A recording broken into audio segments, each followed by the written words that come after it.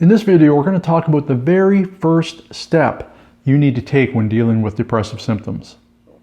Hi, my name is Jamie Dukes and welcome to Deep Well Motivation, where we share knowledge, perspectives, and actions to help motivate you to be the best you can be in your mental health. If you'd like to join us on our wellness journey, go ahead and hit that like button, subscribe, and click on the notification button so you don't miss a single upload. On this channel, there is hope always.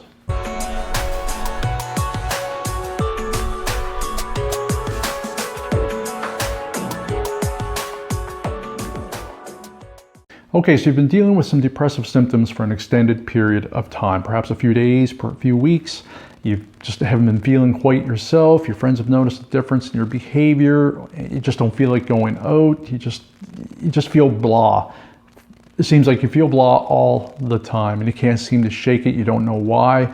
You go on Google, you type in, why do I feel bad all the time? And what pops up? Oh, maybe I have depression.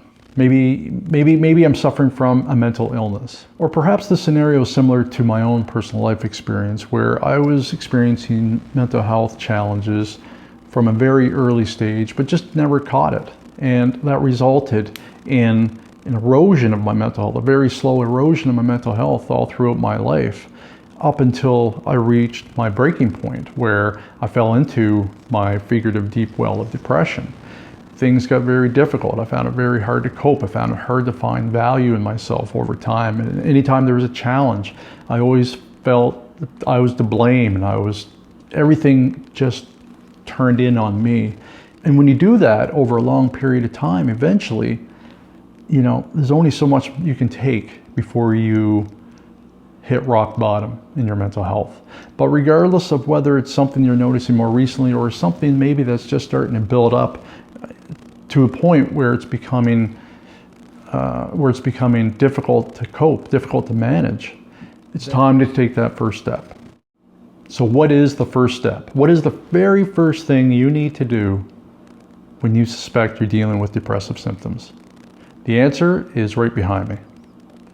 Call your doctor. So there's a picture behind me, which has a kind of an interesting backstory to it. Now, last week, I went to see my family doctor for a checkup. And when I was taken into the examination room, i.e. this one, I was sitting there and I realized, oh my God, this is the exact same room that I was assessed by my family doctor back in 2012 when he would diagnose me with major depressive disorder. This was the room I'm sitting in right now that I just got my blood pressure taken. This is the room where my mental recovery began, where everything started. So I know what you're thinking.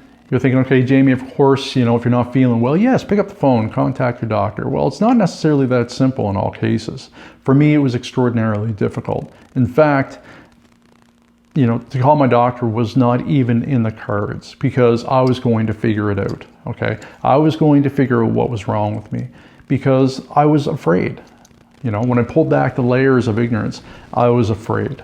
I was afraid, I was ashamed. I didn't want anybody to know that I was struggling mentally. I was embarrassed.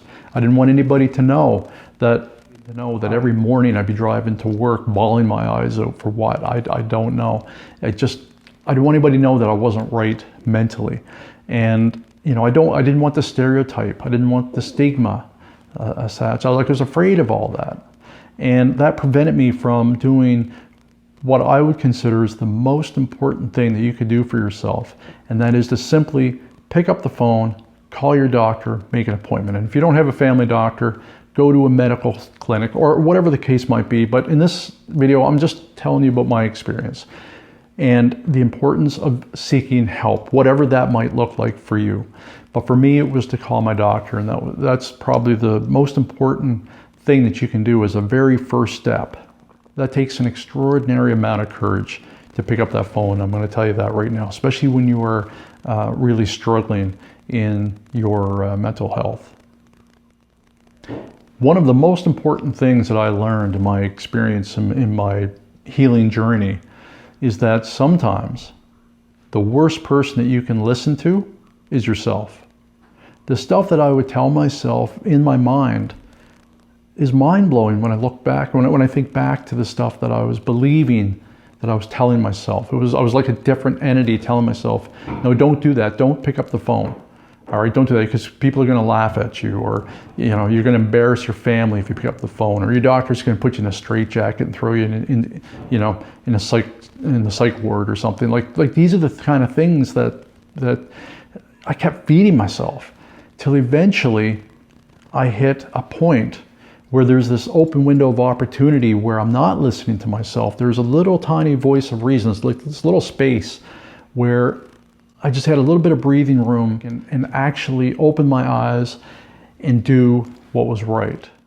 And when I found that little open space, it gave me an opportunity to open my eyes, and I came to a realization. I had to ask myself honestly, what are you willing to lose to allow this illness to take over your life? Are you willing to lose your family? Are you willing to lose your job? And quite frankly, are you willing to lose your life over this? Because you're afraid, because you're embarrassed. Is it worth it? And what I realized that I had everything to lose if I didn't do something. And in that open window of opportunity, I was at a crossroads. I had to make a choice. Okay, because I didn't know when this opportunity would ever arise again. But in this moment, I had to make a choice. Do I pick up the phone and make an appointment, or do I close that window of opportunity, fall back into my well, and potentially lose everything? Well, I'm sitting here today talking to you because I chose to fight. I chose to feel uncomfortable. I chose to do the thing that terrified me the most because I wanted to get better. Not just for me, but I wanted to get better for my family. I wanted to get better. I just wanted to be better. And I wasn't willing to lose everything out of fear. And you just hit that point where you're desperate. You're afraid to lose everything. Your fear of losing everything is much bigger than your fear of stereotypes or your fear of perception, that you feel that people will be looking down on you all the time because you have a mental illness. The fear of potentially losing everything frightened me terribly. So yes, I picked up the phone. And it was extremely difficult. I'm not going to lie to you, it was extremely difficult. And I remember, no word of lie, I'd be staring at that phone, probably for about 5 or 10 minutes. I'd pick up the phone and I'd put it back down. What am I going to say? Like, how am I going to choose my words? I remember I was like I could barely breathe. I couldn't even, it's hard to breathe, let alone trying to talk on the phone. So anyway, once I got to, I had to take a few deep breaths, and I picked up the phone. The medical assistant answered the phone, and I asked for an appointment. And when she asked me what was my appointment about, it took everything I had to get it out. I said, I think I'm dealing with depression. And it was so difficult.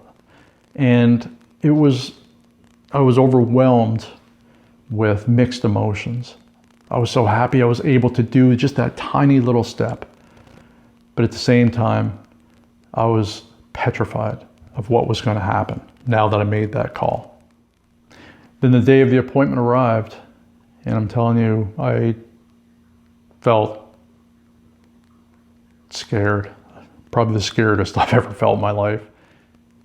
I was fortunate. My wife insisted on coming with me, and she brought the baby. And the three of us drove to my appointment. And it was unreal. It was unreal. Just driving up, just fighting back the tears. It was just so difficult. And I sat in a waiting room, and I was getting great support from my wife, and playing with my little boy distracted me, which was a godsend at the time.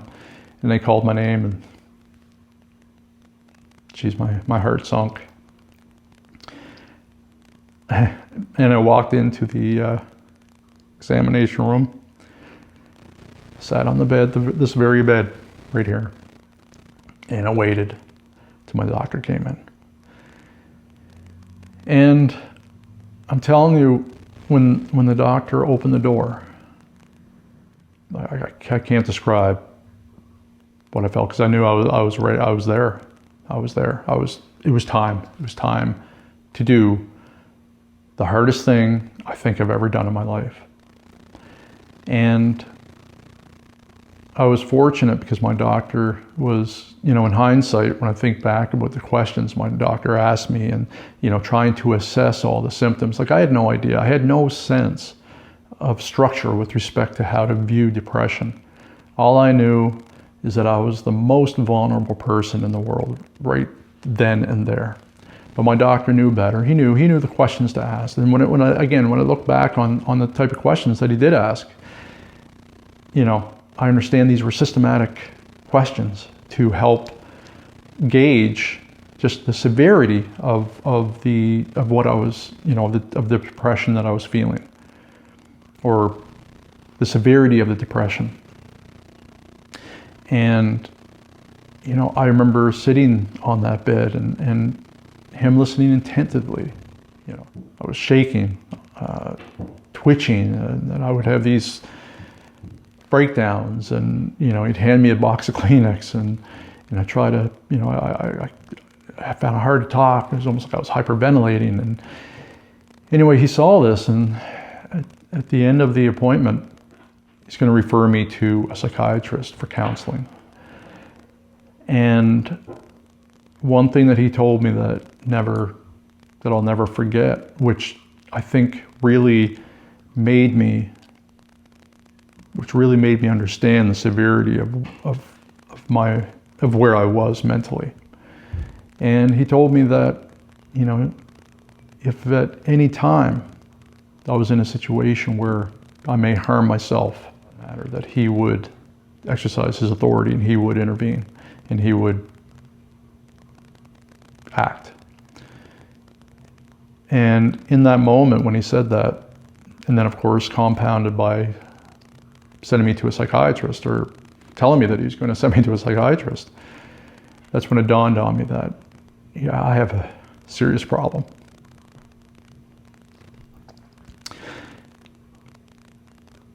I remember leaving that appointment, or leaving the room, and met my wife and little boy out in the hallway. And I remember reaching for him, and I grabbed my 6-month-old boy and sat on the little bench, and I buried my face in his little shoulder and I bawled. It was the most difficult experience that I've ever gone through, but I'm telling you right now, it was the most amazing experience I've ever gone through, because that was the moment, that was the experience that kick-started it all. That's the reason why I'm here. That's the reason why I'm doing this. That's the reason why I wrote a book. Because I picked up the phone. I found that window of opportunity. And that's the multiplier effect that happens here, is that when you make an action, when you make a choice, amazing things can happen. When you make a choice to improve yourself, when you make a choice to try to make yourself better, this is where you need to be selfish. You need to look after yourself, and you need to put yourself first, get you better, and great things can happen. All right, so that was a little tough to get through, but we're through it, and I made my point. All right, so the very first step that you need to do is, when you're dealing with depressive symptoms, call your doctor if you haven't already done so. Take action.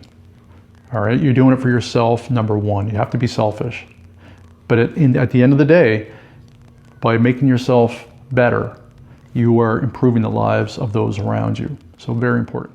Well, folks, thanks for watching, and I hope you did get something out of this video. It is some things we're going to talk about. It's going to be very difficult to talk about, but it is what it is. We have to be uncomfortable if we want to make a difference, particularly in promoting mental wellness.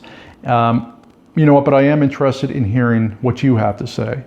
I would love to hear your experiences. If you have similar experiences to the first step that you had to take to get better, because I think by sharing, by talking, by discussing, that we can all learn something from each other. So go ahead, leave a comment down below and tell me about your experience. And one final note, Much of the content on my channel is inspired by my self-help book entitled A Deep Well Perspective for Healing in Depression, introducing 7 action steps to overcoming depressive symptoms. I've provided a link to my book in the description box below, so go ahead and check it out. Remember, on this channel, there is hope always.